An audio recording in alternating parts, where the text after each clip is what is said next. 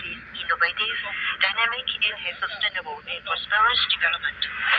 At the 10th APEC Summit in Kunming, China, Prime Minister Phạm Minh Chính outlined 6 areas for strengthening Ayeyarwady-Chao-Phraya Mekong Economic Cooperation Strategy, or APEC, aiming to build a resilient and sustainable APEC community. The Prime Minister emphasized the need for coordinated strategy to implementation processes, pledging $10 million from Vietnam to the APEC Development Fund. He also advocated for harmonizing traditional industries with modern technologies, promoting sustainable growth through green and circular economies, and enhancing regional cooperation in water resource management. These proposals were widely supported and included in the summit final documents. The summit concluded with the adoption of the Vientiane Declaration and the chairmanship transfer from Laos to Myanmar. Vietnam welcomed more than 14 million international tourists in the first 10 months of 2024, 41.3% more than in the first 10 months of 2023, according to the latest report from the General Statistics of European countries who act from September.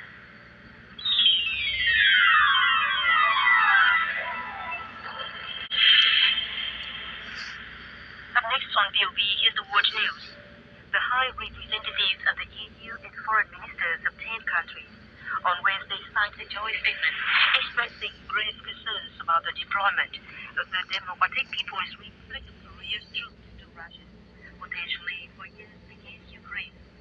Signatories included Australia, Canada, France, Germany, Italy, Japan, the Republic of Korea, New Zealand, the United Kingdom, and the United States.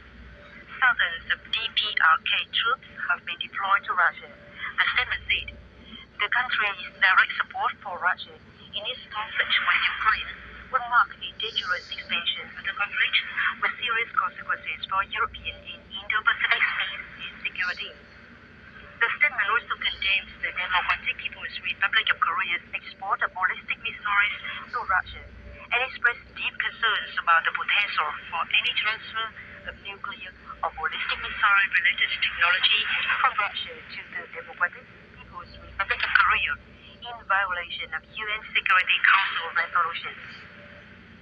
Fox News reported on Wednesday, citing a source from the U.S. Federal Election Commission, that all 50 states have completed counting ballots and confirmed the final results of the 2024 presidential election.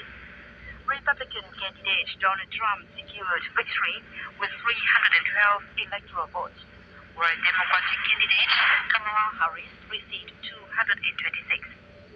Under the U.S. law, a candidate must achieve at least 270 out of 538 electoral votes to win the presidency.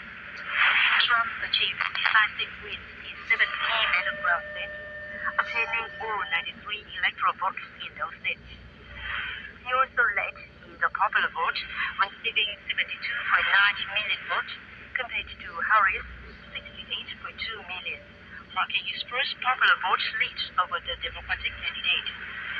The state electors will meet on December the 17th to formally cast their votes, officially confirming Donald Trump as the 47th President of the United States.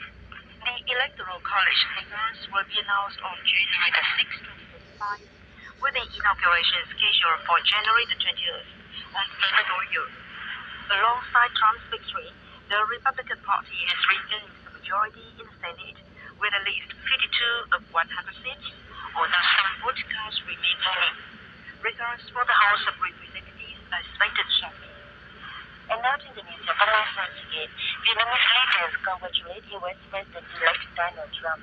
Vietnam gives priority to relations with China, says Prime Minister Phạm Minh Chính at talks with his Chinese counterpart. And countries release a joint statement condemning DPRK's deployment of troops to Russia. And that has been news on VOV.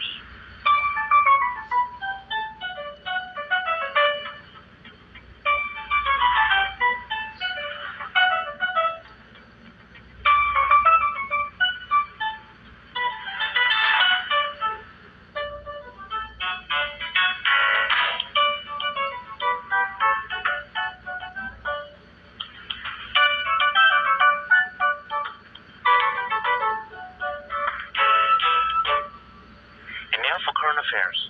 November the 9th is observed as Vietnam Law Day, a day dedicated to honoring the Constitution and laws while fostering public awareness of the rule of law. After nearly 40 years of national renewal, Vietnam's legal system has expanded to regulate all aspects of society, increasingly meeting the need of national governance and development.